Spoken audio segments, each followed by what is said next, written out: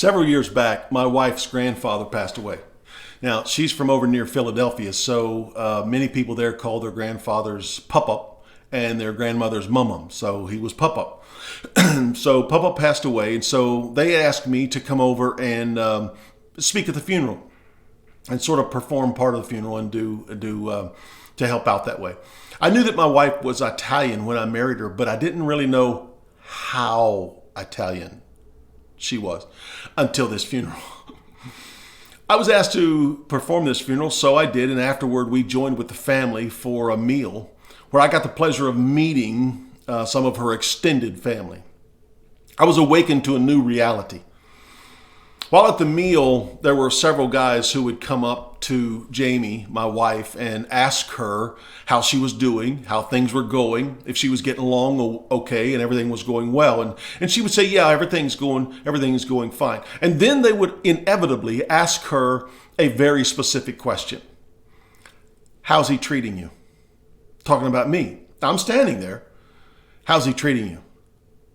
And she would answer that all is okay and that I treated her well and everything was fine. And then what they would do is they would just come right to me and put their arm around me or put their hand on my shoulder and they would say, welcome to the family. Just welcome to the family. A trend began to emerge and that had me a little uneasy at the time because it was many of the guys that were coming up to talk to us. Their names were Johnny or Rocco. And then Jamie would point out to me other various guys who had gone away for a while because of someone else's misdeeds. But because they didn't say anything, they were taken care of handsomely. And then there were others that got pointed out that had mishaps along the way because there were family matters to deal with. Missteps within the family. I had just entered the twilight zone, my friend. We don't always get to decide. We never get to decide the family we're born into, but we don't always get to decide the family we marry into either. We don't always know until we get to meet the extended family, right? And sometimes the family we're born into doesn't even measure up as a family that we would call being proud to be part of, to call our family. But if you have given your life to Jesus Christ and you are following him and you have accepted the sacrifice of Jesus Christ, you have been entered into a family. You've been adopted into a family that is massive. You're part of a family that should be exceeding all of your expectations. Ephesians chapter 2 verse 19 says, so now you Gentiles are no longer strangers and foreigners. You are citizens along with all God's holy people. You are members of God's family. Matthew chapter 12 verses 48 to 50. Jesus asked, who is my brother? Who are my brothers? Who is my mother? Who are my brothers? Then he pointed to his disciples and said, look, these are my mothers and my brothers. Anyone who does the will of my Father in heaven is my brother and my sister and my mother. So how is this family supposed to act? During this past year, we've been tested, we've been tried, we've been tempted, maybe we've been tortured, we've been tormented. And some of us have experienced the pain of the testing more than others. And our most common reaction to the fire is to pull back and withdraw, to isolate, to complain about all that's going wrong.